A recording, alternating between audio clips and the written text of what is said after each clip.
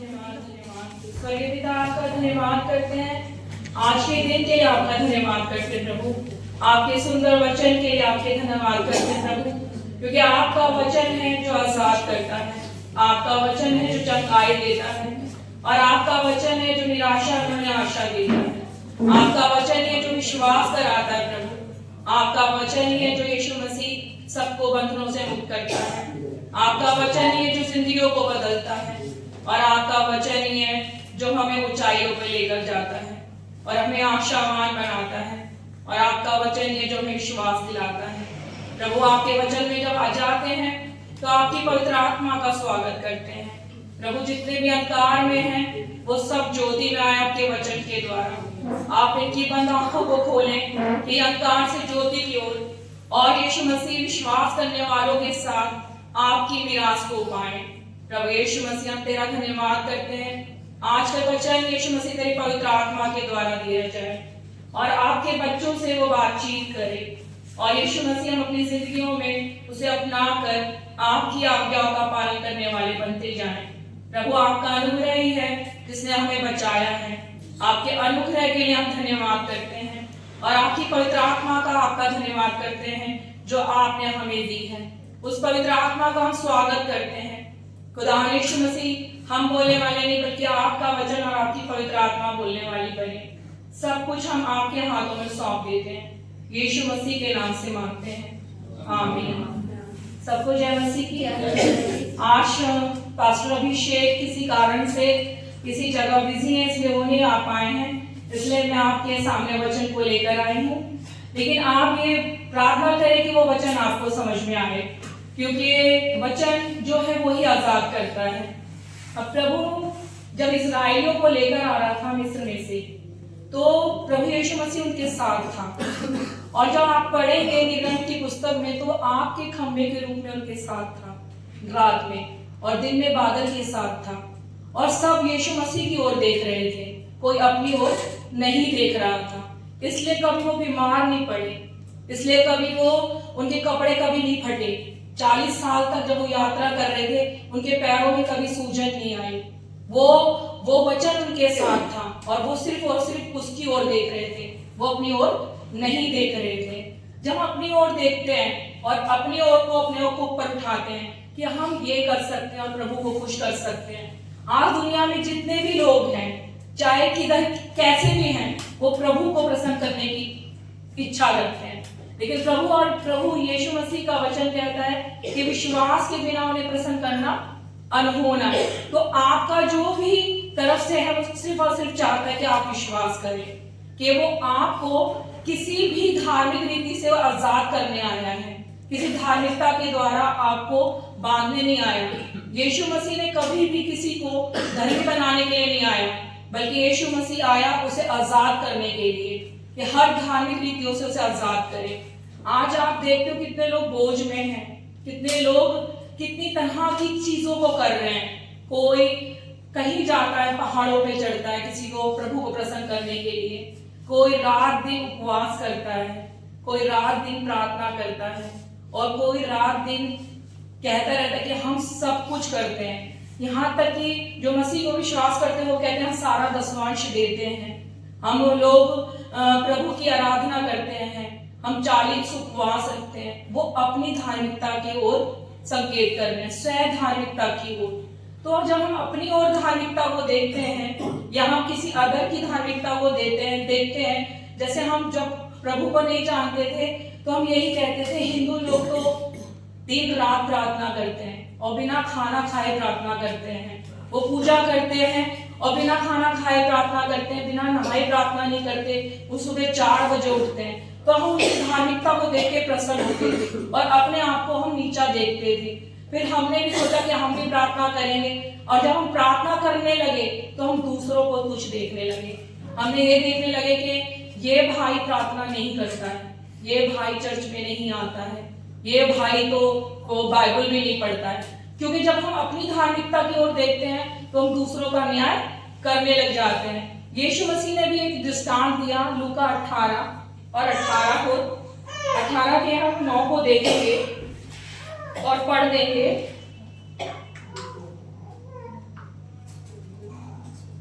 यीशु मसीह यहाँ कहना चाह रहा है कि जो अपने आप को अच्छा समझते हैं, जैसे कोई भी हो, अदर कोई भी, हम किसी को ब्लेम नहीं कर रहे हैं, लेकिन जब कोई अपने को अच्छा समझता है तो वो दूसरों को तुच्छ जानने लग जाता है। जैसे अगर आज हम यहाँ पर देख के प्रचार कर रहे हैं, मैं अपना एग्जाम्पल दूंगी, तो कोई और देने आएगा तो मैं ये सोचूंगी इसने अच्छा नहीं दिया, जबकि उसने प्रभु का वचन ही दिया है। तो हम जब दूसरों की तुलना करने लग जाते हैं या दूसरे को तुच्छ समझने लग जाते हैं, तो प्रभु यीशु मसीह यहाँ कहना चाह रहा है, लूका 18 में 9 में, कोई पढ़ देगा 9 से। और उसने कितनों से जो अपने ऊपर भरोसा रखते थे कि हम धर्मी हैं और औरों को तुच्छ जानते थे, यह दृष्टांत कहा। उसने कहा उसने जो अपने पे भरोसा रखते हैं, जो अपने धार्मिक रीति रिवाजों पर, चाहे हम घी के दिए जलाएं, चाहे हम मोमबत्तियां जलाएं, चाहे हम दिन रात प्रार्थना करें, अगर हम उपवास करते हैं तो हम ये सोचने लगते हैं ये उपवास नहीं करता और हम करते हैं, है ना। हम सोचते हैं कि ये प्रार्थना नहीं करता लेकिन हम करते हैं। तो यीशु मसीह उसके बारे में ही बता रहा है कि वो जो अपने ऊपर भरोसा रखते हैं तो वो दूसरों को तुच्छ जानते हैं। ये दृष्टांत कहा है उसने, एक दृष्टांत कहा, आगे जाके पढ़ देंगे कि दो मनुष्य मंदिर में प्रार्थना करने के लिए गए, एक फरीसी था और दूसरा चुंगी लेने वाला। यहाँ बता रहे हैं जैसे कोई भी किसी भी मंदिर में जाए या चर्च में जाए और वो बोल रहा है कि एक तो बहुत जैसे पंडित होता है या मैं समझू मैं पास्टर हूँ वो, और दूसरा एक बिल्कुल नॉर्मल इंसान जो गलत काम करता है, चुंगी लेने वाला, मतलब गलत काम कर रहा है, रिश्वत ले रहा है, और उसको वो कह रहा है कि एक तो बहुत अच्छा धर्मी गया है और दूसरा बिल्कुल नॉर्मल इंसान गया जो पापी है, वो मंदिर में गया है, खड़े हुए बोल रहा है। आगे पढ़ेंगे। फरीसी खड़ा होकर अपने मन में ये प्रार्थना करने लगा कि हे परमेश्वर, मैं तेरा धन्यवाद करता हूँ कि मैं और मनुष्यों की नाई अंधेर करने वाला, अन्यायी और व्यभिचारी नहीं, और ना इस चुंगी लेने वाले के समान। देखिए वो किसकी तुलना कर रहा है, वो कह रहा है कि मैं इसकी तरह नहीं हूँ, मतलब वो मन में प्रार्थना कर रहा है और प्रभु यीशु मसीह सुन रहा है, कह रहा है कि मैं चुंगी लेने वाले के समान नहीं हूँ जो अंधेर करता है। मैं तो उपवास करता हूँ, मैं तो दान देता हूँ, मैं व्यभिचारी नहीं हूँ और मैंने कोई गलत काम नहीं किया। पढ़ देंगे। मैं सप्ताह में 2 बार उपवास करता हूँ, मैं अपनी सब कमाई का 10वांश भी देता हूँ। मैं अपने 10वांश भी देता हूँ। आज अगर हम अपनी कमाई में से 10वांश देने लगे तो हम दूसरे को कुछ जानने लगेंगे कि ये तो इसने तो 1 रुपया ही डाला है, इसने तो 2 रुपए ही डाले हैं, हम तो भैया 10वांश देते हैं। इस तरह का घमंड भी बताया जा रहा है, क्योंकि यीशु मसीह ने जब वो कंगाल स्त्री ने 2 दमड़ियां डाली तो सबसे बड़ा दान समझा गया था उसका। ये नहीं कि हम 2 दमड़ी डाल दें, परमेश्वर ने बोला है कि हमारी जो धार्मिकता है वो फरीसियों से बढ़कर होगी। हम उनसे, वो तो 10वां देते हैं, लेकिन हम 10वां अंश से भी बढ़कर देने वाले होंगे, क्योंकि हमारा प्रभु हमें इतना आशीषित करेगा कि हम कमाई में से सिर्फ 10वां अंश नहीं देंगे बल्कि उससे भी बढ़कर देने वाले बनेंगे। परंतु चुंगी लेने वाले ने दूर खड़े होकर स्वर की ओर आंखें उठाना भी ना चाहा, वरन अपनी छाती पीट पीट कर कहा, हे परमेश्वर, मुझ पापी पर दया कर। देखिए वो बता रहा है कि वो तो अपने को जानता था कि भी मैं तो पापी हूँ, और उसने अपनी आंखें उठानी भी नहीं चाहिए, और परमेश्वर ने उसको वो कह रहे कि मैं तो पापी हूँ, मुझ पर दया कर।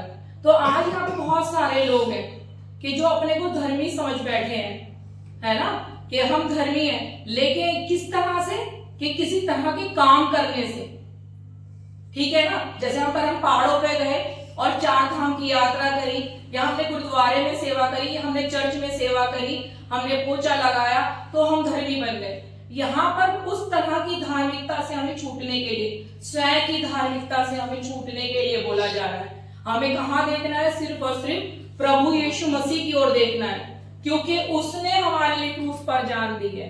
जब हम क्रूस की ओर देखते हैं तो अपनी धार्मिकता से हम छूट जाते हैं और उसके अनुग्रह के अधीन आ जाते हैं। लेकिन जब हम अपनी ओर देखते हैं और अपने आप को उठाते हैं कि हम प्रार्थना करने वाले हैं, आज अगर मेरी प्रार्थना से 4 या 5 लोग चंगे हो जाए तो मैं कहूंगी हम मेरे प्रार्थना से चंगे हो रहे हैं, लेकिन किसी और की प्रार्थना से चंगे नहीं हो रहे। ये तरह का घमंड आ जाता है। लेकिन परमेश्वर सबकी प्रार्थनाओं को सुनता है।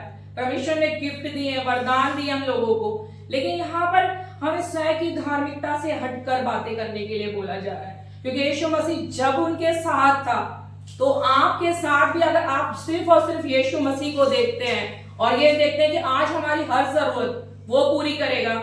जैसे एग्जाम्पल के तौर पे देखिए कि आपके पास कोई भी चीज खरीदने के लिए पैसा है, लेकिन फिर भी आप दीन होकर प्रार्थना करते हैं कि प्रभु मैं वो खरीदने जा रहा हूँ, मेरी सहायता और मदद करें। इसका मतलब आप प्रभु पे भरोसा रखते हैं। और जब आप वो चीज को लेने जाएंगे तो आप प्रभु के अनुग्रह को देखेंगे कि वो जो चीज कीमत की थी वो आपको और भी कुछ कम दामों में मिल जाएगी। तो हम जहां कहीं भी जाते हैं प्रभु के नाम को, क्योंकि यीशु मसीह के बारे में लिखा है कि जमीन और आसमान में और जमीन के नीचे कोई दूसरा नाम नहीं है जिसके द्वारा उद्धार हो सके।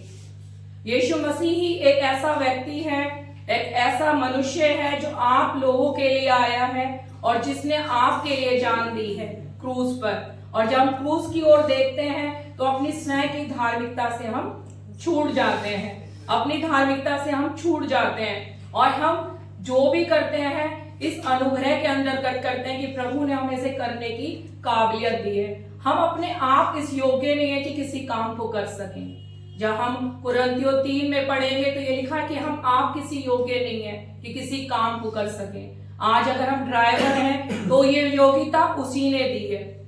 जब हम ये जान जाएंगे कि हमारे जीवन में जो कुछ भी है उसके अनुग्रह से है, उसकी दया से है, क्योंकि फिर हमारे अंदर अपने आप का घमंड नहीं आएगा। हम जब निकालते हैं कि ये हम निकालेंगे रोमियो 7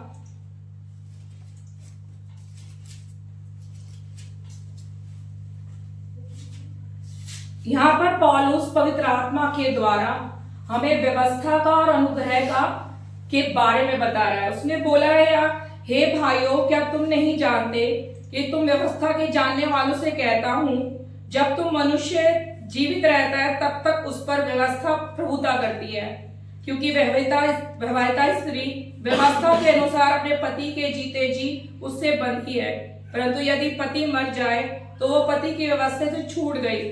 इसलिए यदि पति के जीते जी किसी दूसरे की पुरुष की हो जाए तो वह व्यभिचारी कहलाएगी। परंतु यदि पति मर जाए तो उस व्यवस्था से छूट गई। यहाँ तक कि यदि किसी दूसरे पुरुष की हो जाए तो भी व्यभिचारी नहीं ठहराएगी। यहाँ यीशु मसीह पवित्र आत्मा के द्वारा इस पाठ के द्वारा आपको बताना चाह रहा है कि जब तक व्यवस्था है, जब तक आप जीवित हैं, तब तक वो व्यवस्था आप पर शासन करती है। लेकिन जब आप मर जाते हैं तो व्यवस्था का शासन आप पर से छूट जाता है। एग्जाम्पल के तौर पर यदि आप मर गए हैं और आपने 2 साल पहले कोई खून किया था तो पुलिस आपकी कब्र को खोदकर और आपके सड़े हुए गले हुए शरीर को जेल में नहीं डालेगी, क्योंकि आप तो मर चुके हैं। तो फिर उस पे व्यवस्था का क्या वो हुआ। इसलिए यीशु मसीह यहाँ कह रहा है कि जब एक विवाहित स्त्री जब किसी और की हो जाती है उसके जीते जी, तो वो व्यभिचारी कहलाती है। यदि उसका पति मर जाए तो वो अपना और हमारा संबंध बता रहा है, यहाँ पर व्यवस्था का और अनुग्रह को बता रहा है। यहाँ पर अगर आप व्यवस्था से छूट गए तो आप अनुग्रह के अधीन आ जाते हैं, और अनुग्रह वो है जो आपको मुफ्त में दिया जाता है, जिसके लिए आपको कुछ करना नहीं पड़ता है। आप अगर व्यवस्था के अंतर्गत आएंगे तो आपको सारी व्यवस्था का पालन करना पड़ेगा। और व्यवस्था का पालन करने वाले ये कहते हैं कि अगर एक चीज में भी छूट जाए तो वो सब कुछ में दोषी ठहरता है। तो यहाँ बताया जा रहा है कि यदि आप व्यवस्था से छूट गए तो इसमें लिखा है तुम उस दूसरे के हो जाओ, उस दूसरे के हो जाओ। वैसे ही मेरे भाइयों तुम भी मसीह की देह के द्वारा व्यवस्था के लिए जो मरे में से जी उठाया है, ताकि हम परमेश्वर के लिए फल लाएं। अब हम व्यवस्था के लिए मर जाएं और यीशु मसीह के साथ अपने आप को क्रूस पर देखते हैं। अब हम मरे हुए हैं और हमारे पे पाप की प्रभुता नहीं होगी, क्योंकि हम व्यवस्था के अधीन नहीं है बल्कि अनुग्रह के अधीन है। इसलिए हमें ये समझना है कि जब हमें ये समझाया जा रहा है ये पाठ, तो एक देह के लिए मतलब एक यीशु मसीह हम दुल्हा है और हम उसकी दुल्हन है, और हम अब अनुग्रह के अधीन हैं, हम व्यवस्था के अधीन नहीं है। व्यवस्था हमेशा मांग करती है आपसे, व्यवस्था आपको हमेशा कहेगी आपको ये करना है, आपको ये करना है, आपको ये करना है। मतलब आपको ये बताया जाएगा कि परमेश्वर को प्रसन्न करने के लिए आपको कुछ करना है, लेकिन अनुग्रह के अधीन यीशु मसीह के द्वारा, क्रूस के द्वारा परमेश्वर ऑलरेडी आपसे प्रसन्न है। अब वो आपके लिए शांति में है। अब वो सिर्फ और सिर्फ यीशु मसीह के लहू को देखता है, आपके कामों को नहीं देखता है। यहाँ पर ये नहीं है कि हम भले कामों को इसलिए नहीं करते हैं कि हम भले जान पड़े। देखिए, जब कोई पोछा लगाता है या कोई झाड़ू लगाता है, किसी को सेवा करता है, तो वो सोचता है कि हम अच्छे काम कर रहे हैं। हम अपने मन को बनाते हैं कि हम अच्छे काम कर रहे हैं, कि हम अच्छे दिखे। हम अच्छे दिखने के लिए काम नहीं करते, बल्कि हम अच्छे हैं इसलिए ये कामों को करते हैं। आज जोशु यहाँ पर आके अगर कुर्सियों को साफ करता है, क्योंकि यीशु मसीह के अनुग्रह के अधीन है, वो इसलिए काम करता है कि यीशु मसीह के लिए करता है, इसलिए नहीं करता कि वो अच्छा दिखे, कि उसके कर्मों के द्वारा यीशु मसीह प्रसन्न होगा। यीशु मसीह ऑलरेडी उसके द्वारा प्रसन्न है। अगर हम प्रभु की सेवा करते हैं तो हम दास नहीं है, बल्कि हम उसके अनुग्रह के अधीन उसके बेटे और बेटियां हैं। यीशु मसीह ने बोला, जब हम पढ़ते हैं यूहन्ना, उसमें बोला व्यवस्था तो मूसा के द्वारा दी गई है, लेकिन अनुग्रह यीशु मसीह के द्वारा दिया गया और सच्चाई यीशु मसीह के द्वारा दिया गया। जब आप किसी सच्चाई को जानते हैं, आपके जीवन में एक सच्चाई आती है कि यीशु मसीह ही आपको आजाद कर सकता है। यीशु मसीह ने ही आपको धनी बना दिया है। यीशु मसीह ने ही आपकी गरीबी को दूर कर दिया है। यीशु मसीह ने आपकी मृत्यु को ले लिया है। यीशु मसीह ने ही आपको क्षमा किया है और यीशु मसीह ने आपको स्वर्ग में जगह दे दी है। तो आप एक नया जीवन को प्राप्त करेंगे। आप स्वर्ग को कमाने के लिए कोशिश नहीं करेंगे, ऑलरेडी यीशु मसीह पे विश्वास करके आप स्वर्ग के अधिकारी हो गए हैं। क्योंकि यीशु मसीह ने पहला यूहन्ना 12 में कहा, जितने लोगों ने उसे ग्रहण किया, उतने लोगों को, जो अर्थात उसके नाम पर विश्वास करते हैं, उन्हें परमेश्वर की संतान होने का अधिकार दिया है। वो मनुष्य की इच्छा से नहीं, ना किसी लहू के द्वारा, ना मांस के द्वारा, बल्कि परमेश्वर से उत्पन्न हुए। आप सब लोग परमेश्वर से उत्पन्न हुए हैं और सिर्फ उसके विश्वास के द्वारा। आपको कुछ करना नहीं है, बल्कि आपको विश्वास करना है और विश्वास के द्वारा ही उसे प्रसन्न किया जा सकता है। पहले यहूदी लोग क्या करते थे? यहूदी लोग हमेशा जो सीने पर्वत पे दी गई थी वाचा, उसको ही सबको सिखाते रहे, व्यवस्था को ही सिखाते रहे यहूदी लोग, लेकिन कभी विश्वास को नहीं माना। इसलिए वो परमेश्वर के अनुग्रह के अधीन नहीं आए। लेकिन अन्य जाति जो लोग थे, उन्होंने विश्वास किया। जो पौलुस है, जिसने 1/3 बाइबल को लिखा है, वो इत्फनुस, जो यीशु मसीह का प्रचारक था, जिसपे अनुग्रह हुआ और उसे पत्थरों से मारा गया, तब पौलुस उसके कपड़ों की रक्षा कर रहा था, उसके मारने में सहभागी था। लेकिन यीशु मसीह ने ही उस पर इतना अनुग्रह किया कि सबसे बड़ा अनुग्रह की शिक्षा पौलुस ने दी है। आप जब पौलुस के बारे में पढ़ेंगे तो पौलुस में लिखा है कि मैं व्यवस्था से बढ़कर मानने वाला हूँ, मैं बिन्यामीन के गोत्र का हूँ, मैं व्यवस्था को जानने वाला। अगर घमंड करना चाहूं तो मैं सबसे बड़ा घमंड कर सकता हूं, लेकिन यीशु मसीह के सामने मैं सारे कामों को, अपने सारे जो उसने काम करे थे व्यवस्था के लिए, कितने लोगों का खून किया था जो यीशु मसीह को मार रहे थे, कितने लोगों को उसने बिल्कुल कत्ल कर दिया था, और वो व्यवस्था के इतना अधीन था कि व्यवस्था को इतना मानने वाला था कि वो इस धुन में था कि किस तरह यीशु मसीह को मारने वालों को मैं जेल में पहुंचा दूं। लेकिन उसने जब उस पर अनुग्रह हुआ तो उसने यीशु मसीह के अनुग्रह को लिखा है, उसी के द्वारा अनुग्रह आया और उसने अन्य जातियों में सबसे ज्यादा प्रचार किया है। तो यीशु मसीह ये बताना चाह रहा है कि आप अपने ऊपर या अपने कामों पर आप भरोसा ना करें, बल्कि यीशु मसीह पर भरोसा रखें।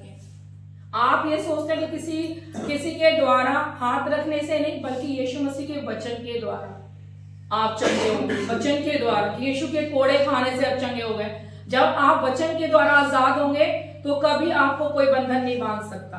मनुष्यों का तो एक बार हो सकता है कि मनुष्य के द्वारा चंगाई को दोबारा से आप बीमार हो सकते हैं, लेकिन जब आप वचन के द्वारा चंगाई को प्राप्त करेंगे तो उस चंगाई को कभी भी नहीं खोएंगे आप।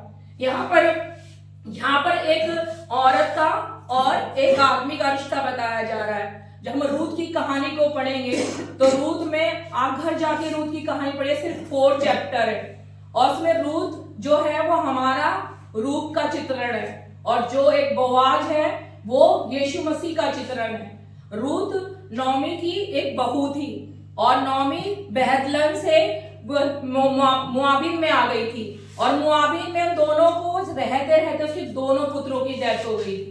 उसके 2 ही बेटे थे, दोनों मर गए थे और उसका पति भी की भी मौत हो गई थी। अब 2 बहुएं थी, वो कहने लगी मैं बेहतलन दोबारा जा रही हूँ और तुम अपने अपने घर चली जाओ। लेकिन एक रूथ थी जो उसने कहा मैं तुम्हें नहीं छोड़ूंगी, तेरा परमेश्वर मेरा परमेश्वर है, जहां तू जाएगी मैं वहां जाऊंगी। और वो रूथ और नौमी अपने बेहतलेम में चले गए। वो इतने गरीब थे कि उनके पास खाने के लिए नहीं था और रूथ हमारा ही चित्रण है। रूथ किसी के फसल में, किसी खेत में वो फलियां बिनती थी और रात में सुबह जाती थी, रात तक आती थी बिन के। और जिस खेत में वो बोरी बिन रही थी वो बोआज का था। वो एक बहुत धनी व्यक्ति था, वो समृद्ध व्यक्ति था, वो यीशु का चित्रण है। अब जब रूथ ने बताया कि मैं उसके खेत में काम करती हूँ तो उसकी सास ने बोला वो तो मेरा समधी है, मेरा कुटुंबी है, मेरा रिश्तेदार है और वो हमारी जमीन को छुड़ा सकता है। मतलब जो गरीब है वो गरीब को गरीब नहीं उठा सकता। इसलिए यीशु मसीह समृद्ध है। स्वर्ग में सोने की सड़कें हैं, सब चीजें सोने की। अगर आप पढ़ेंगे तो स्वर्ग समृद्ध है और यीशु मसीह क्या कहता है, तेरा राज्य यहाँ आए। गरीबी यीशु मसीह की तरफ से नहीं है। यीशु मसीह आपके लिए गरीब बना है और आप उसके गरीब के द्वारा, आप उसके द्वारा धनी बनाए गए हैं। इसलिए कोई गरीब व्यक्ति किसी गरीब को नहीं बचा सकता। आप सब संपन्न हैं। आप घोषणा करेंगे, आप वचन बोलेंगे, यीशु ने मसीह ने मुझे सरी बनाया है, पूंछ नहीं। आपने ऊंचाई ठहराया, नीचा नहीं। आपने मुझे देने वाला ही बनाया, लेने वाला नहीं। आप देखेंगे अपने थोड़ी सी तनख्वाह में आप बढ़ोतरी देखेंगे, आप दूसरों को देने वाले बन जाएंगे। यीशु मसीह ने हमें राज्यों को आशीष देने के लिए बुलाया गया है। जब आप बोलेंगे, उसका वचन, उसकी प्रतिज्ञाएं हाँ और आमीन में है और सिर्फ आपको विश्वास करना है। आज इसी वचन के द्वारा मैंने कभी किसी के सामने हाथ नहीं फैलाया। बहुत बड़ी बड़ी बीमारियां आई हैं हमारे घर में, लेकिन हमें परमेश्वर ने उठाया है और परमेश्वर ने हमेशा हमें देने वाला बनाया है। परमेश्वर अपनी प्रतिज्ञाओं से कभी नहीं हटता है। यहाँ बोआज और रूथ की कहानी इसलिए बताई जा रही है कि अनुग्रह की शिक्षा है। रूथ हमारा रूप है और बोआज यीशु मसीह है। जब रूथ को उसकी सास ने बताया कि जब तू उसके खेत में जाए तो वो तुझे छुड़ा सकता है और हमारी जमीन को छुड़ा सकता है, और जाके उसने बोआज से बात करी और बोआज ने कहा मेरे से पहले एक और समधी है तुम्हारा जो तुम्हें छुड़ा सकता है। वो ही थी व्यवस्था। और जब उस समधी के पास जब सारी पंचायत बैठाई गई, प्रधान बैठाए गए, तो रूथ और वो सब आए और बोआज आया और उससे पूछा गया कि आप छुड़ा सकते हैं। उसने कहा हाँ मैं जमीन तो खरीद सकता हूँ लेकिन रूथ से शादी नहीं कर सकता हूँ। लेकिन वहां एक नियम था कि जो जमीन को छुड़ाएगा वो उस रूथ से शादी भी करेगा। और यहाँ पर यह हुआ कि वो रूथ बोआज को मिली। व्यवस्था कभी किसी को नहीं छुड़ा सकती है। व्यवस्था हमेशा दंड देती है, क्योंकि आप जहां कहीं भी जाएंगे, आपने ये बोला कि हमने इन्हें खुश नहीं करा, इनकी पूजा नहीं करी या इनकी आराधना नहीं करी तो इन्होंने हमें दंड दिया है। इनके द्वारा हम दुख पा रहे हैं, इनके द्वारा ये हमारे को सता रहे हैं, क्योंकि आपको कुछ ना कुछ करने के लिए बोला जाता है, किसी ना किसी को कुछ करने के लिए। लेकिन यहाँ यीशु मसीह आया और आपको, और जैसे रूथ को बोआज ने व्यवस्था से लेकर मोल ले लिया, ऐसे ही यीशु मसीह ने हमारा मोल दे दिया। यीशु मसीह ने ये बोला कि मैंने तुम्हारा दाम चुकाया है, अब तुम अपने नहीं रहे हो बल्कि मेरे हो गए हो। यीशु मसीह ने दाम चुका दिया है आपको, और आपको सिर्फ और सिर्फ विश्वास करना है। हम खोलेंगे इब्रानियों 3:4 से पढ़ेंगे। उसमें लिखा है कि दास जो मूसा था वो सदा घर में दास, जब आपका घर है तो आप रह सकते हैं, कोई हमेशा नौकर आपके घर में नहीं रह सकता है। तो यहाँ बोला जा रहा है कि क्योंकि हर एक का घर कोई ना कोई बनाने वाला है, तो जिसने सब कुछ बनाया वो परमेश्वर है। ठीक है, इसके बाद की आयत लगाएंगे, उन्होंने कहा सबका कोई ना कोई बनाने वाला, लेकिन सब कुछ जो बनाया वो परमेश्वर ने बनाया है। इसके बाद परमेश्वर सारे घर में से मूसा तो परमेश्वर के सारे घर में सेवक के रूप में विश्वास योग्य रहा, वो सेवक था और आने वाली बातों था उसका गवाह ठहरा, उसने उसकी गवाही दी। हम मूसा के समान नहीं है, हम यीशु मसीह के समान है, वो उसका पुत्र है और उस घर का अधिकारी है और उसके घर हम हैं। आगे ही खोल देंगे, देखिए लिखा है परंतु मसीह पुत्र के समान परमेश्वर घर का अधिकारी है, उसका घर हम है। यहां पर यही है कि उसका घर हम है। मूसा हमेशा सेवक रहा, इसलिए मूसा ने जो सीने पर्वत पे 10 नियम दिए थे उनके अधीन नहीं है। अब वो इजरायली या यहूदी अभी तक मानते आ रहे हैं, लेकिन हम लोग जो है यीशु मसीह पर विश्वास करते हैं, हम उसके अनुग्रह के अधीन है। इसके बाद रोमियो 9 का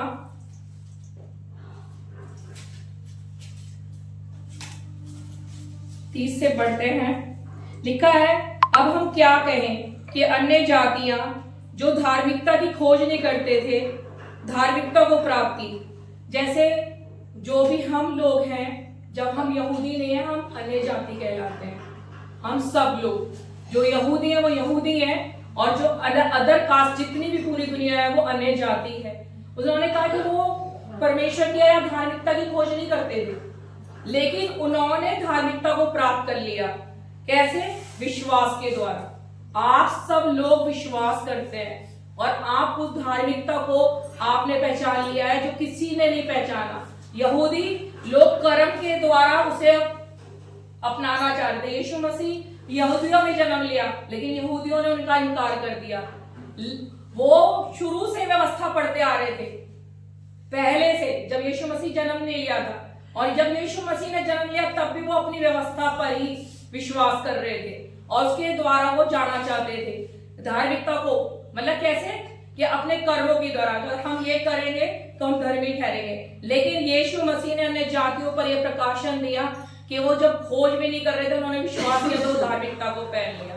यीशु मसीह ने हमें सेंट मेंट में धर्मी ठहराया है, सेंट मेंट में फ्री में, मतलब कोई हमने कुछ चीज करी नहीं है, हमने उस धार्मिकता को अपनाने के लिए कुछ करा नहीं है, बल्कि उसने हमें फ्री में हमें धर्मी ठहराया है और स्वयं परमेश्वर की धार्मिकता को पहनाया है। अगर आप सिर्फ विश्वास करेंगे और आप ये बोलेंगे मैं यीशु मसीह में धर्मी हूँ, मैं यीशु मसीह में धर्मी हूँ, कितनी सारी नशों से आप आजाद हो जाओगे, कितनी अंधकार की बीमारियों से आप आजाद हो जाओगे। आप लेकिन विश्वास के द्वारा जब आप करोगे तब आपको पता चलेगा कि मैंने यीशु मसीह में धर्मी कहना शुरू करा, मेरे साथ ये हो गया, मेरा ये काम बन गया, तो आप विश्वास से कहोगे। जब लिखा है जो धार्मिकता की खोज नहीं करते थे धार्मिकता प्राप्त की, उस धार्मिकता को जो विश्वास से है। परंतु इस्राएली जो धर्म की व्यवस्था की खोज करते थे उस व्यवस्था तक नहीं पहुंचे, इसलिए कि वे विश्वास से नहीं परंतु मानव कर्मों से उसकी खोज करते थे। इसलिए वो कह रहे हैं कि जो धार्मिकता आपने विश्वास से खोजी है वो आपको मिल गई है, आपको कुछ करना नहीं पड़ेगा। बहुत सारे लोग हैं जो आपको ये कहते हैं ये करना पड़ेगा, आपको बस यहाँ आना पड़ेगा, वचन सीखना पड़ेगा, विश्वास करना पड़ेगा, ऑलरेडी आपकी जिंदगियां बदल जाएंगी। हमारे साथ हुआ है तो आपके साथ भी हो जाएगा, हमारी जिंदगी बदली है तो आपकी जिंदगी भी बदल जाएगी, सिर्फ और सिर्फ विश्वास करके। अब निकालेंगे, लिखा हुआ है गलातियों में, तुम जो व्यवस्था के द्वारा धर्मी ठहरना चाहते हो, निकाल लेंगे। गलातियों 5 पहले निकाल लेंगे।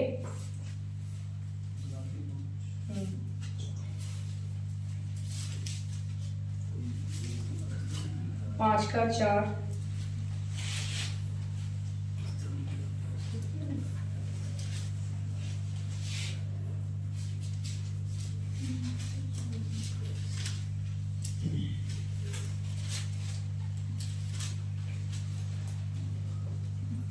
ये लिखा है कि तुम जो व्यवस्था के द्वारा धर्मी ठहरना चाहते हो तो मसीह से अलग अनुग्रह से गिर गए हो। अगर आज भी हम व्यवस्था के द्वारा धर्मी ठहराना चाहते हैं अपने को, आज भी हम अगर बार बार हमारे जीवन में ये बात आ जाती है कि हमने ये नहीं करा, अरे हम आज ये भूल गए, वो भूल गए, हमने ये नहीं करा, तो आज भी हम व्यवस्था के द्वारा धर्मी ठहराना चाह रहे हैं, और वो कह रहे हैं कि मसीह से अलग और अनुग्रह से गिर गए हैं। अगर आप मसीह से अलग हो गए तो सोचिए, फिर तो मसीह से अलग होना तो फिर तो आपका उद्धार नहीं हुआ, क्योंकि यदि आप मसीह में तो आपका उद्धार हो गया है।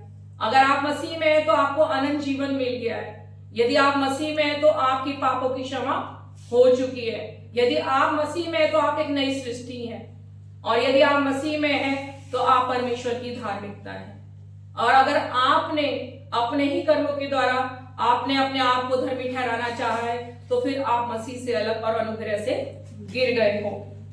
आपने लिखा है, क्योंकि आप आत्मा के कारण हम विश्वास कर की आशा की भी धार्मिकता की बाट जोते हैं, क्योंकि हम आत्मा के द्वारा जो हमने आशा की है उस धार्मिकता की बाट जोते हैं। यीशु मसीह कह रहे हैं, ना खतना है ना खतना कुछ है, सब कुछ विश्वास से है और जो प्रेम से प्रभाव डालता है। यहाँ लिखा है मसीह यीशु में ना खतना है और ना खतना रहित कुछ काम का है, परंतु कि विश्वास, केवल विश्वास है जो प्रेम के द्वारा प्रभाव डालता है। जब हम प्रेम करते हैं और विश्वास करते हैं तो यीशु मसीह खुश होता है और यीशु मसीह प्रसन्न होता है। और परमेश्वर ने हमेशा के लिए आपको माफ कर दिया यीशु मसीह में। और जब आप यीशु के क्रूस को देखते हैं कि हाँ, यीशु मसीह ने, जब भी पौलुस या कोई भी कितना भी प्रचारक कोई भी हो, जब वो पुनरुत्थान की कहानी को सुनाता था तो मिरेकल होते थे, चमत्कार होते थे, लोग चंगे हो जाते थे। एक पुनरुत्थान की कहानी के द्वारा लोग वचन सुनाते थे और सुनते सुनते वो अपनी सारी चीजों से आजाद हो जाते थे, लोगों के बंधन टूट जाते थे। वो अपने कर्मों के द्वारा हम कभी भी आजाद नहीं हो सकते, लेकिन यीशु के द्वारा विश्वास करके कि क्रूस पर हमने विश्वास किया है, क्योंकि अनुग्रह से ही और विश्वास के द्वारा हमारा उद्धार हुआ है। जब हम 8 निकालेंगे, इफिसियों 2:8,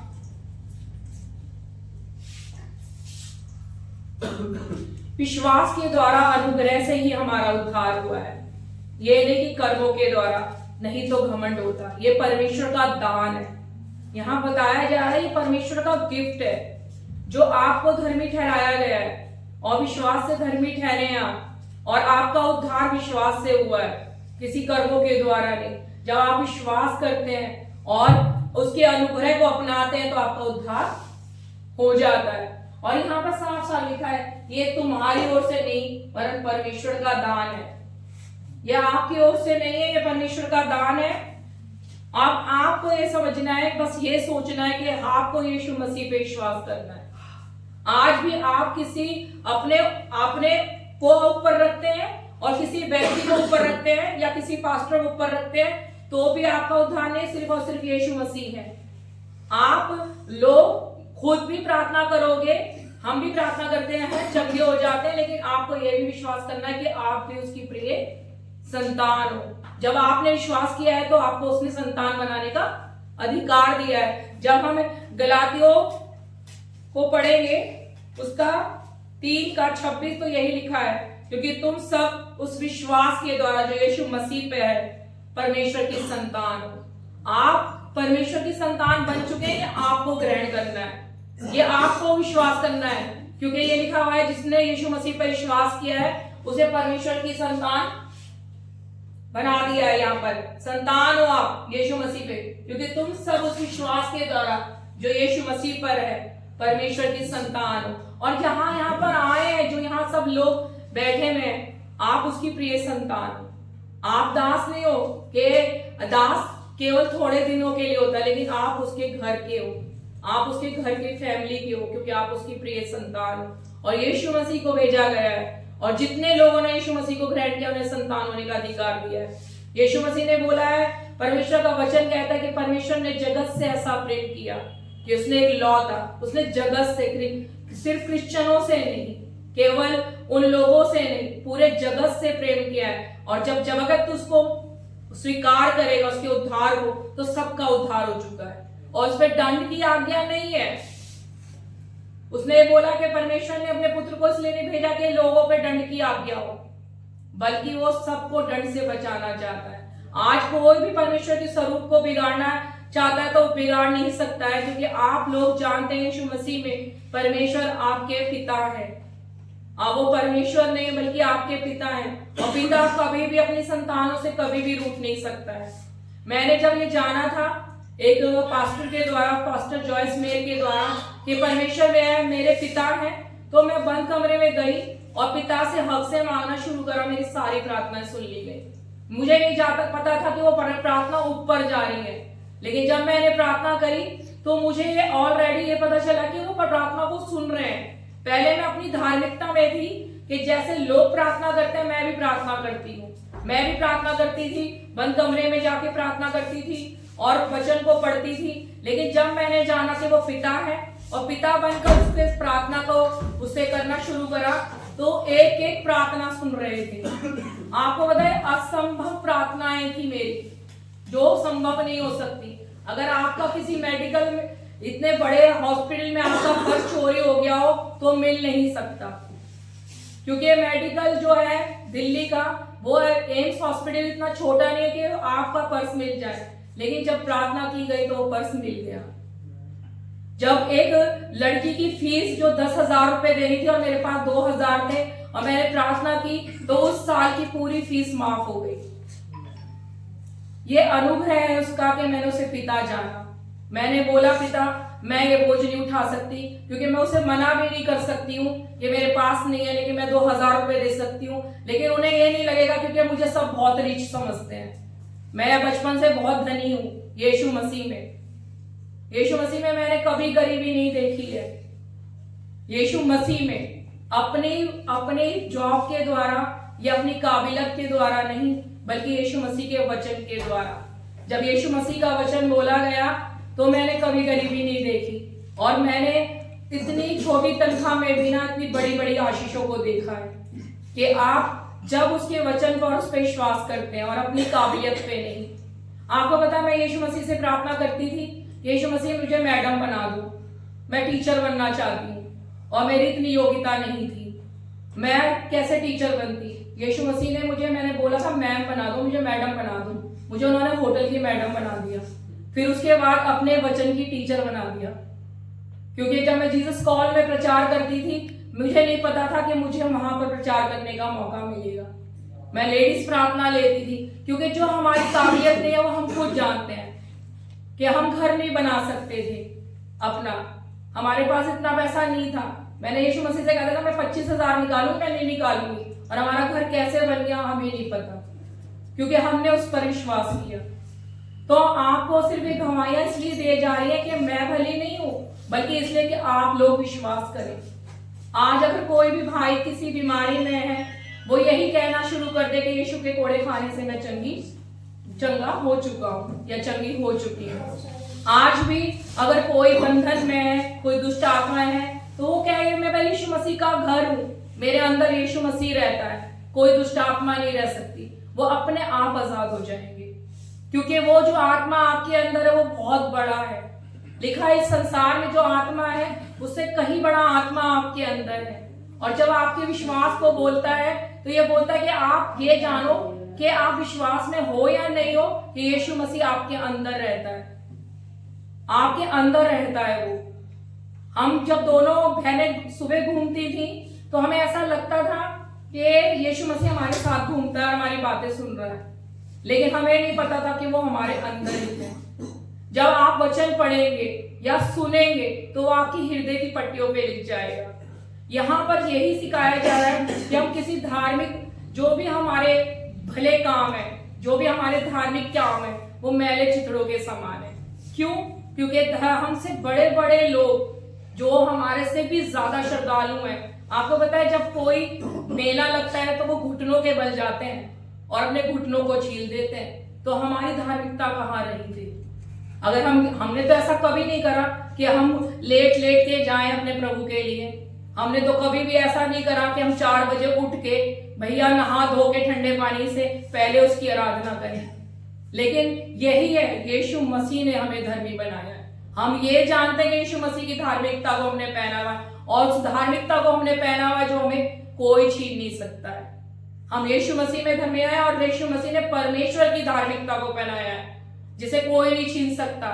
आज शैतान कोई भी आए हमारे मन में डाले कि तूने ये नहीं करा, क्योंकि शैतान हमेशा झूठा है और झूठ ही बोलता है और दोष लगाता है, और वो आपके मन में आता है और कहता है तूने ये नहीं किया।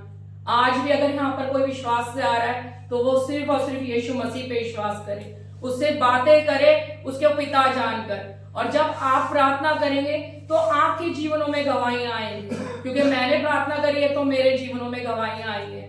और प्रार्थना कोई ऐसा नहीं कि धार्मिक रीति से, प्रार्थना यह है कि आप अपने पिता से बातचीत कर रहे हैं।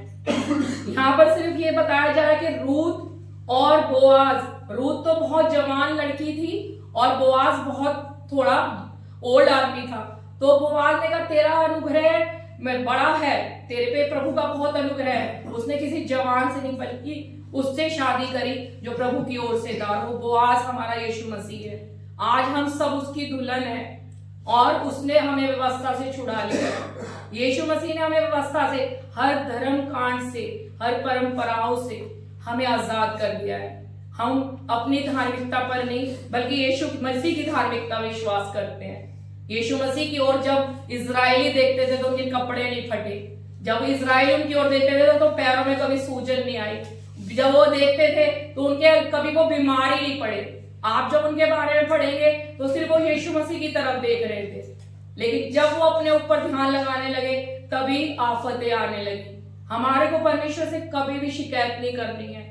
जब हम परमेश्वर से कहते हैं कि तूने हमें नौकरी नहीं दी, तूने हमें बीमार किया है, परमेश्वर भला है तो भला ही करता है। जब वो चंगा करने वाला है तो वो बीमारी नहीं दे सकता है। बीमारी दुष्ट की तरफ से है और आप अपने शरीर में किसी दुष्ट को अधिकार नहीं दे सकते।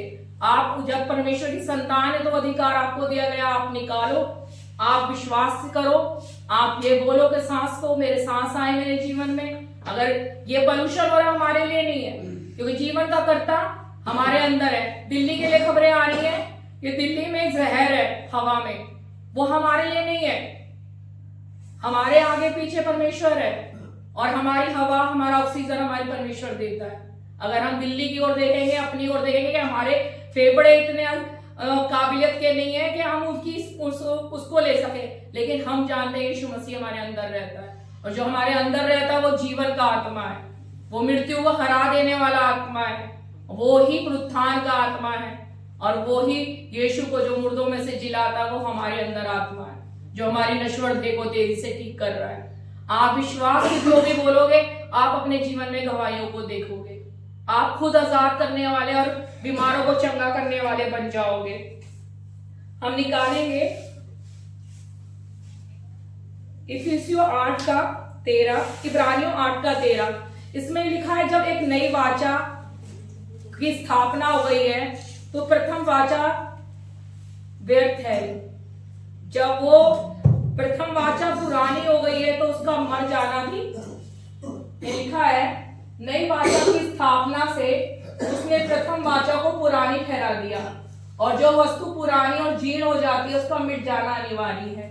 आपकी जिंदगी में जो मरे हुए काम थे, जो व्यवस्था के द्वारा थे, अब वो पुराने हो चुके हैं और नई वाचा यीशु मसीह है जिसने आपको अनुग्रह की वाचा में बुलाया है, जो मुफ्त में देती है सब कुछ। आप उसे कमा नहीं सकते हैं, वो आपको मुफ्त में दिया गया है, वो मुफ्त का उपहार है। तो वो कह रहे हैं जब वो जीर्ण हो गई है, पुरानी हो गई है तो उसका मिट जाना भी अनिवार्य है। जब उसका मिट जाना अनिवार्य है तो आप अपने जीवनों में उसको लेके मत चलो। आप सिर्फ और सिर्फ यीशु मसीह को ऊपर, यीशु मसीह है हमारे लिए, उसका नाम आपके लिए काफी है। उसके नाम से दुष्ट आत्माएं डरती हैं, उसके नाम से गरीबी दूर हो जाती है। उसका नाम है जो सबसे ऊपर है, उसका नाम है जिसने आपको उद्धार दिया है। पौलुस जो कह रहा है कि ये प्रकाशन मुझे प्रभु से पहुंचा है कि यीशु मसीह मेरे लिए मर गया और मेरे लिए तीसरे दिन जी उठा। ये वो बता रहा है कि वो मर गया था, मेरे लिए मर गया था और आपके लिए भी। आप वो घोषणा करोगे कि यीशु मसीह मेरे लिए मर गया, अब वो तीसरे दिन मेरे लिए जी उठा है, अब वो मुझ में जीवित है और मेरी देह को, मेरी सारी रोगों को दूर कर रहा है तेजी से। आप घोषणा करना शुरू करोगे, आप देखोगे। अब ये जब पूरी पुरानी हो गई है तो उसे मिट जाना भी अनिवार्य है। इसी प्रकार इसके बाद लिखा हुआ है इब्रानियों 7:22 में,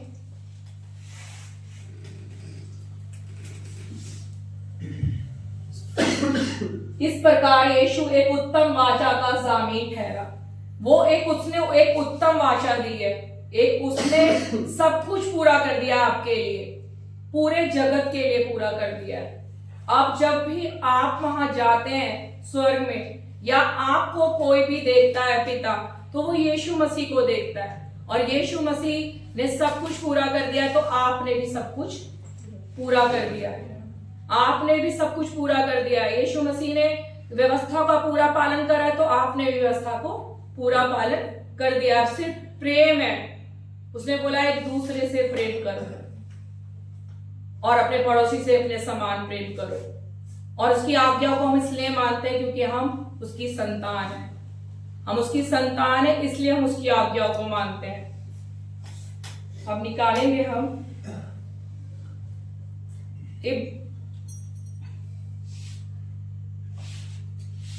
गलातियों 3 शब्द इसका निकालेंगे, 2 कुरिन्थियों 3:6।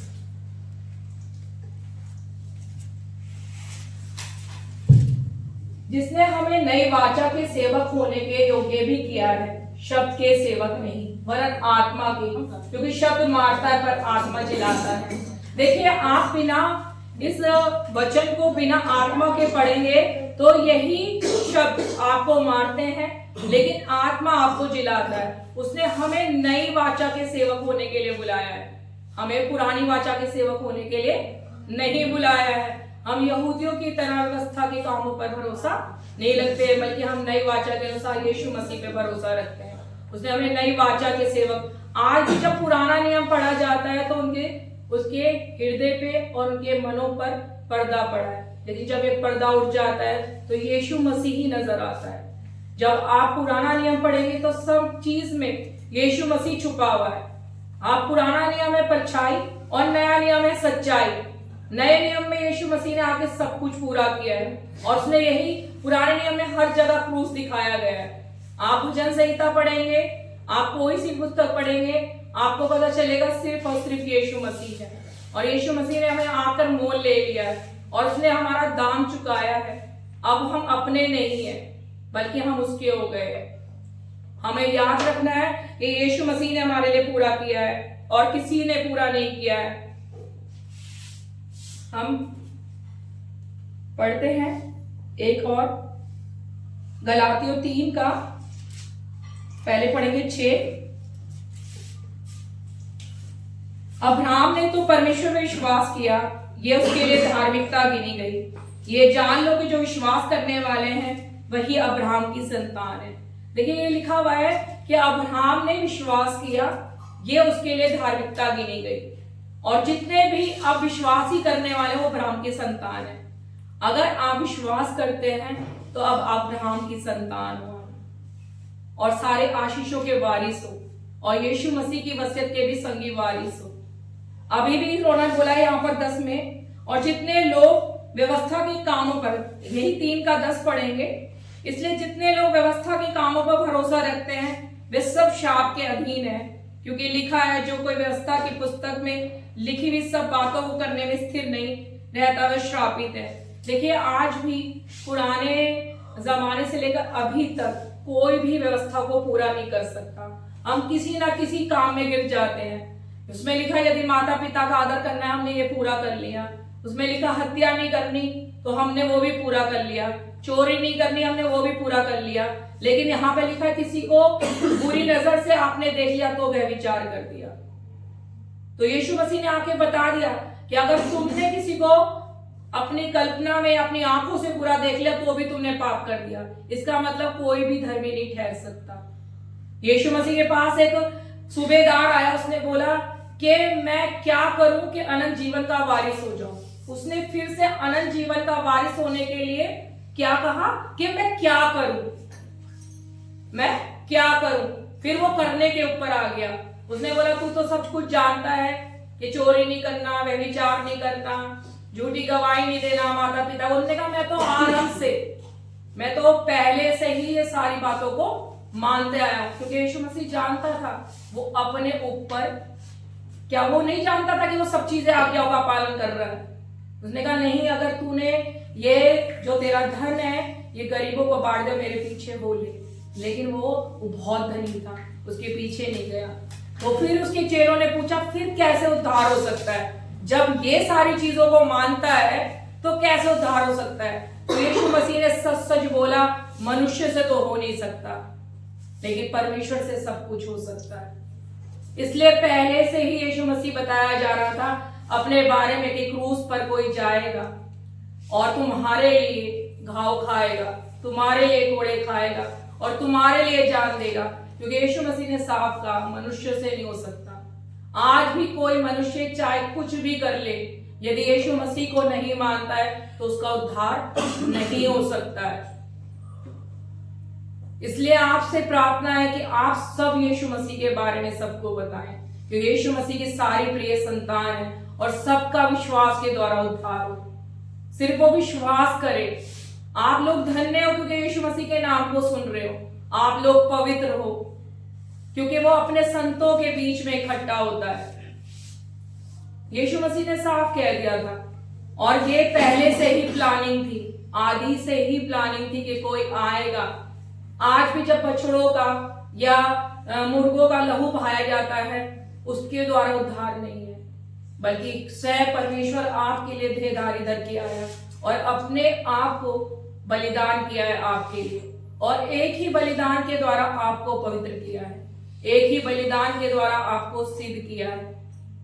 ये वो लहू नहीं है कि जो महायाजक हर साल चढ़ाते थे। ये एक ही बार बलिदानों के स्वर्ग में सीधा चढ़ गया है और अपने दाहिने पिता की ओर बैठ गया है।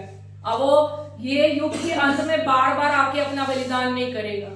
तो आपको विश्वास करना है कि जो बलिदान होना था वो आपके लिए सब कुछ बलिदान हो चुका है और आपके लिए सब कुछ पूरा कर चुका है। उसने आपको अपनी धार्मिकता को पहना दिया है, आपको अपनी पवित्रता को पहना दिया है।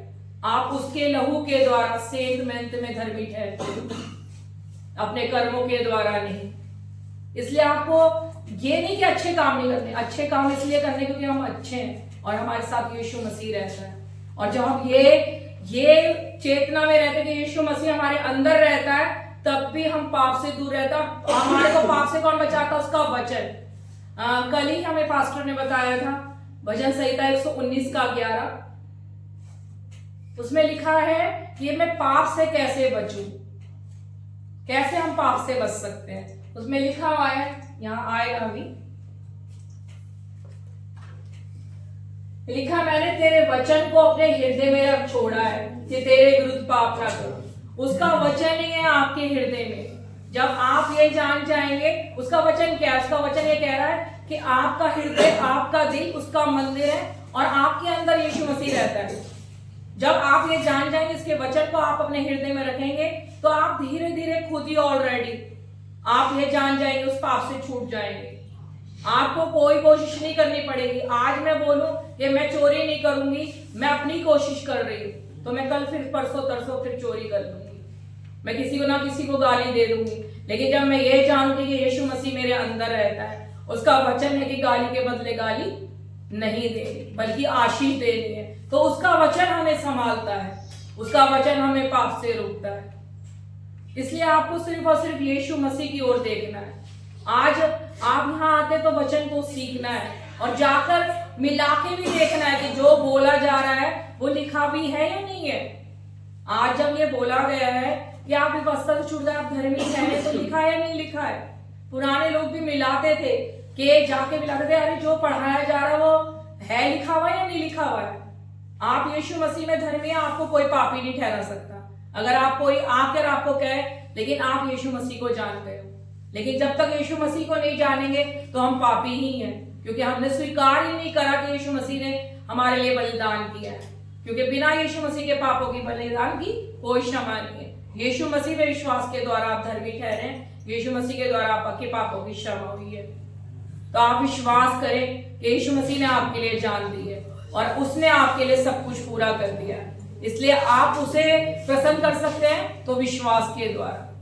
आप उसके लिए कुछ करना चाहते हैं तो उसमें ये लिखा हुआ है, जब आप राज्यों के लिए, आप देशों के लिए और अपने सारे साथियों के लिए प्रार्थना करते हैं तो ये उसको भाता है। आप कुछ भी करना चाहते हैं तो आपको जो छोटे से छोटे एक इंसान के साथ आप करते हो वो प्रभु यीशु मसीह के साथ करते हो। आपने जो भी कुछ, अगर आज क्या लिखा है कि परमेश्वर के लिए घी के दिए जलाएंगे, मोमबत्ती जलाएंगे तो वो प्रसन्न होगा, लेकिन यीशु मसीह कहता है जब तुम मेरे देश के लिए, अपने राजाओं के लिए, अपने हाकिमों के लिए प्रार्थना करते हो तो ये उसको भाता है। अच्छा, ठीक। आप जब प्रार्थना में सबके लिए प्रार्थना करते तो वो उसको भाता है। तो आइए हम प्रार्थना करते हैं। धन्यवाद धन्यवाद धन्यवाद प्रभु, हम आपका धन्यवाद करते हैं यीशु मसीह, आपके वचन के लिए धन्यवाद करते हैं प्रभु। यहाँ पर आपका वचन आजाद करता है, जितने बीमार आए यीशु मसीह उनके जीवन से हर एक बीमारी को उखाड़ कर हम समुद्र में फेंकते हैं, हर फेफड़ों को हम नया बनाते हैं यीशु मसीह। जो भी आशा से आए आज इसी समय यीशु मसीह तेरे नाम में चंगा होता है। यीशु मसीह हम तेरा धन्यवाद करते हैं, जितने भी बंधन में हैं हर अंधकार की शक्तियों से आज वो आजाद हो जाते हैं। यीशु मसीह हम तेरा धन्यवाद करते हैं, जितने भी गरीबी में हैं आज वो तेरे नाम की आशीषों के और अबंडेंस को देखने पाते हैं प्रभु। हम तेरा धन्यवाद करते हैं, अभी तेरा वचन उन्हें आजाद कर रहा है। तेरा वचन है जो उन्हें धनी बनाता है प्रभु। तेरा वचन है ये यीशु मसीह जो हमें संभालता है। तेरा वचन ही है यीशु मसीह जो तू हमारी जिंदगियों में आया और हमारे को ऊंचा उठाया यीशु मसीह। हम तेरा धन्यवाद करते हैं इस समय के लिए और तेरे बच्चों के लिए। यीशु मसीह हम तेरा धन्यवाद करते हैं खुदा यीशु मसीह बेशकीमती वचन के लिए। तेरा धन्यवाद करते हैं प्रभु।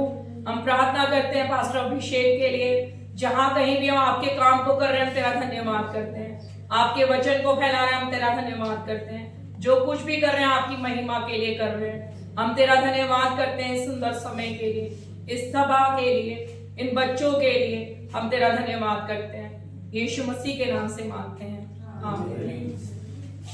अपनी आंखों को बंद करेंगे, अपने हाथों को उठाएंगे। पिता परमेश्वर का प्रेम, प्रभु यीशु मसीह का अनुग्रह और पवित्र आत्मा की प्यारी सहभागिता हमारे साथ, हमारी इस कलीसिया के साथ और यहाँ पे हर एक जने के साथ हमेशा बनी रहे। आमीन आमीन आमीन। कम ऑन चर्च, एक दूसरे से मिले, पिता